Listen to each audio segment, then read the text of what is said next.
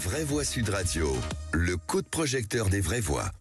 Ce matin, 2 entreprises qui ne pourront pas reprendre le travail, qui ont été saccagées, vandalisées, incendiées. Il y avait la foule avec tous les manifestants qui étaient très en colère. Et puis d'un coup, on les a vus rentrer dans Carayon, prendre les blocs, monter un mur et mettre le feu partout. N'envoyez pas la force, s'il vous plaît, putain les gars, arrêtez les gars.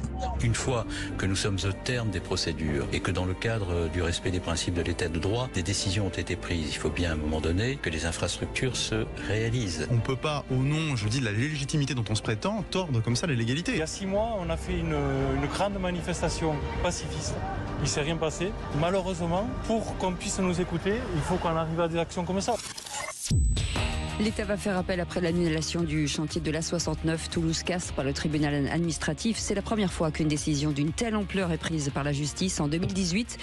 C'est une décision politique qui avait conduit à renoncer à l'aéroport Notre-Dame-des-Landes. Alors parlons vrai. Craignez-vous que les recours se multiplient contre tous les projets publics ou privés? À cette question, A69, Notre-Dame-des-Landes, l'aménagement du territoire est-il mis en danger par les écologistes? Vous dites oui à 86%. Vous voulez réagir? Le 0826 300 300. Et notre invité Bernard Carayon était avec nous, maire et ancien député de Laveur dans le Tarn. Bonsoir. Bonsoir. Merci d'avoir accepté notre invitation. D'abord, on va vous donner la parole, monsieur le maire, pour revenir sur le jugement. Oui, comme la plupart des habitants du sud du Tarn, je suis scandalisé.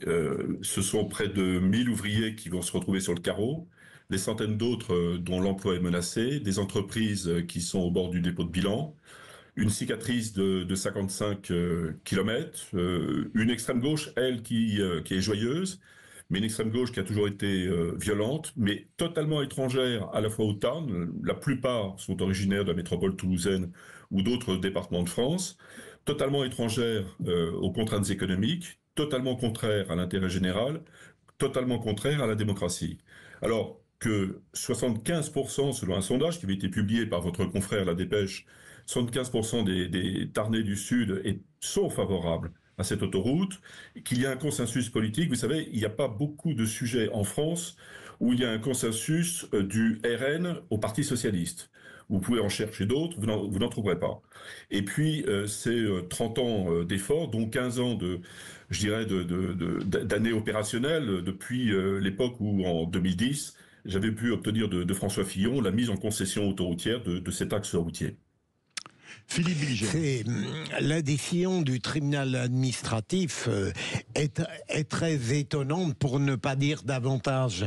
Je ne comprends pas pourquoi, au prétexte qu'on est une juridiction, on n'est pas capable d'incarner le droit en lui adjoignant une utilité sociale, une considération fondamentale qui permettrait de rendre des décisions à la fois équitables et de bon sens. J'ajoute que c'est d'autant plus vrai qu'une analyse rapide de la décision permet de douter de la mesure avec laquelle le juge se permettent de dire là c'est trop, on porte atteinte à la pureté écologique, et d'autres fois non. C'est une absurdité, et j'en conclus, pardon d'être trop long, que dorénavant, il y a des juridictions administratives qui sont non seulement opposées au développement, mais dont le seul dessein est véritablement de l'interdire.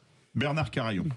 Oui, Monsieur Bilger, vous avez complètement raison. Dans cette décision, il n'y a qu'une seule jurisprudence qui est évoquée, celle du contournement de Bénac, un magnifique village de Dordogne de 450 habitants pour un projet qui était 10 fois moins important. Le Conseil d'État avait donné un avis favorable à la déclaration d'utilité publique en 2003 et donc avait autorisé l'expropriation des personnes physiques et la destruction des bâtiments situés sur l'axe autoroutier. Mais en revanche, le tribunal administratif, lui, interdit l'expulsion des grenouilles. C'est ça le sujet. Alors, il y a un vrai problème juridique, c'est que il y a une vraie fragilité juridique depuis au moins 2003, c'est que c'est l'intérêt public majeur, selon la loi, qui doit être l'adossement en quelque sorte du projet. Or, ce que je constate, c'est que depuis 2023, les parlementaires du Tarn n'ont pas fait réviser cette loi. Il suffisait de doter par un dispositif législatif très simple le mot « majeur » pour que le tribunal administratif n'ait aucun prétexte, ou en tout cas aucune base juridique solide, pour contester ce dossier. Et je regrette que les parlementaires n'aient pas fait leur boulot. Le gouvernement aurait pu le faire également. J'ai l'impression que tout le monde s'est comporté un peu comme des disques jockeys dans une boîte de nuit pour mettre de l'ambiance, mais pour rien faire d'autre. Tom Conan et Emmanuel Romich court, il reste 3 minutes. Au-delà des subtilités juridiques, alors je sais que ça ne va pas évidemment plaire à monsieur, mais moi je suis plutôt favorable à cette décision, même si je comprends qu'elle soit extrêmement tardive. Évidemment, en fait, l'autorisation n'aurait pas dû être donnée ex ante, on pourrait dire. Et évidemment, le fait que ça arrive maintenant, ça tombe un peu comme un chat sur la soupe, et je comprends qu'on puisse considérer que ça soit ubuesque. Mais l'argumentation est quand même assez précise, puisqu'on dit la 69 et l'élargissement, donc n'ayant que des bénéfices de portée limitée, il n'y a pas de nécessité impérieuse à les réaliser.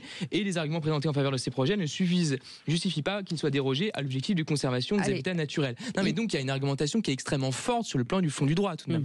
Non, je n'en peux plus de son trait d'argumentation très faible. Allez, parce qu'elle minute. repose sur un argument non pas juridique mais d'opportunité. Alors bien sûr, adossé à une loi qu'il aurait fallu corriger, mais c'est un vrai jugement d'opportunité. Le Conseil d'État avait dit exactement l'inverse, et le juge des référés qui a été saisi à 4 fois avait validé à chaque fois le projet. C'est ça la réalité. Si vous voulez, dans cette affaire, le problème c'est que les services de l'État ont été un peu dispersés dans leur action. Les préfets ont fait leur boulot, préfet du Tarn, préfet de Haute-Garonne, mais les services de l'État environnementaux, eux, ont commis les excès de zèle.